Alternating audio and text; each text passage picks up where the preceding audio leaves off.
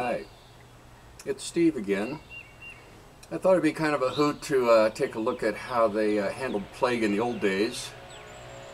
The doctors would come to your house looking kind of like this, only maybe even more black. But these long snouts they had on their masks, they believed all the plague and was airborne. And so they would stuff that full of herbs and spices and various things to disinfect the air as they brought it into their lungs. So I think most people just died when they showed up looking like this. Years later, here we are, have corona, and it spreads like a jackrabbit. Luckily, it only kills 3% of us. But what I'm wondering is, what's next from Wuhan? Do we get something spreads as fast as corona and is as deadly as Ebola? Is it gonna kill us all? Well, I'd like to discuss the plague a little bit. Let me get out of this, it's a little uncomfortable. I'd like to discuss about how we get these plagues, and a lot of it, as a veterinarian I know, a lot of this comes down from us getting a little bit too cozy with our animals. And when you get human exposure and crossover of viruses from animals to humans, the humans haven't seen that virus before and their immune system hasn't, and it's a much more critical thing. And usually this takes place, this development of these viruses and plagues, they need certain conditions, warm, and Africa is a source of a bunch, subtropical. And here you have a warm, humid environment that is conducive to viruses living, outside the host. And also in Africa we have primates, which are very close to us genetically. So when you have a primate that develops one of these viruses and a human gets close, the transfer over is easier. Now, in Africa, usually, if these viruses developed out in the ape population and they were lethal, just killed the ape tribe off, and there weren't a lot of crowding conditions, and so it just died there. And occasionally, the hunters would go out, and monkey was a source of protein for them, and they would eat some monkey that was contaminated, and maybe it crossed over, but there again, it only killed the tribe, and then it died there. But nowadays, the monkey hunters are bringing their kills back to more metropolitan areas where there is more travel, so it becomes a greater concern. The problem with the monkeys is not so much that they're eating them, but it's the butchering and the exposure of their skin, human skin, to the fluids and the blood of these animals. Now, these hunters would go out into the wild and they'd butcher out their monkey and they'd throw the carcass on their shoulder and they'd take it back to the village or to the market, and that blood and various fluids would mix, and that's where you start getting a little dicey on this transfer. Now what they did is they talked to the hunters about this, and they issued them plastic pieces of plastic cloth. And when they butchered the carcass, they would just wrap it in plastic and put it over their shoulder, and they did not get that blood contact, so they lessened the transmission of that. So that's how it kind of occurred in Africa. But anytime you get high concentrations of animals in crowded conditions, then you start getting problems. Take swine flu.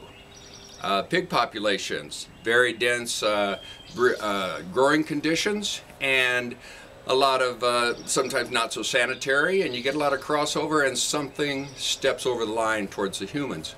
Avian flu, chickens, a lot of that occurred with the chickens. Now in those cases we just slaughter those animals. We go in and just wipe out those facilities, and that stops it, the source of infection in its tracks there, and then you control the human population.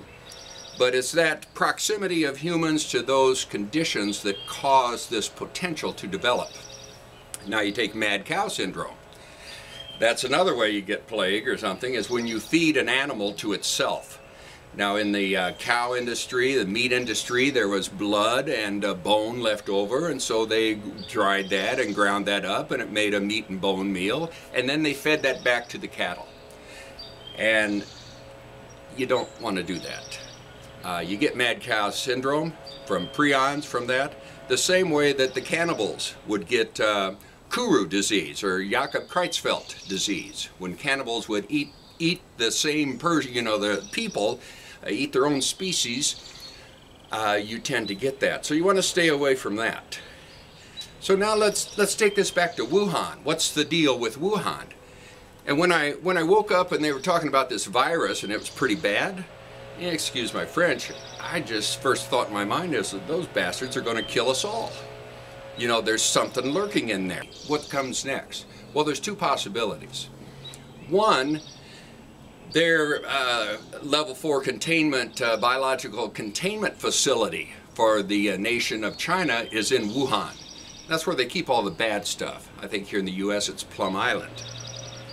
So part of you wants to know, well, did something escape from there? And maybe it did.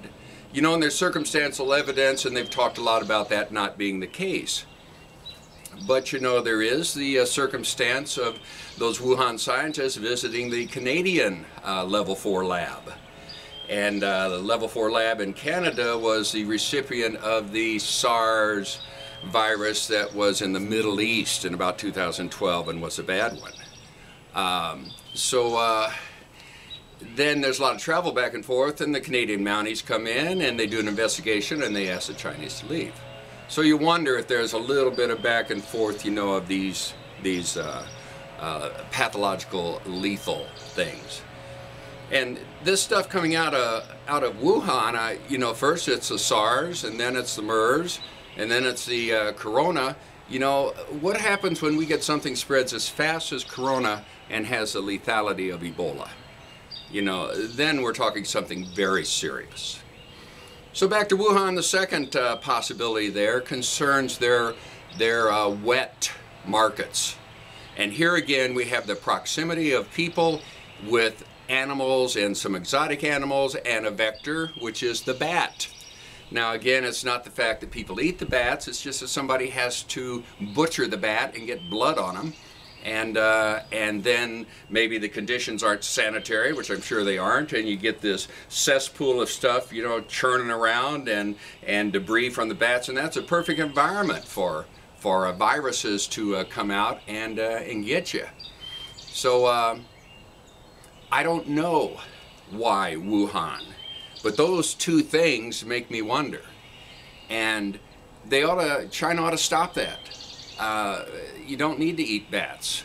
You don't need to have those wet markets. You don't need to have that contamination. And I hear sometimes, well, that's our culture, you know, and we don't want to change that. And I say, bullshit. There was no regard for culture during the Cultural Revolution, when everything of any cultural heritage was destroyed and educated people were killed. So the culture routine doesn't buy anything with me.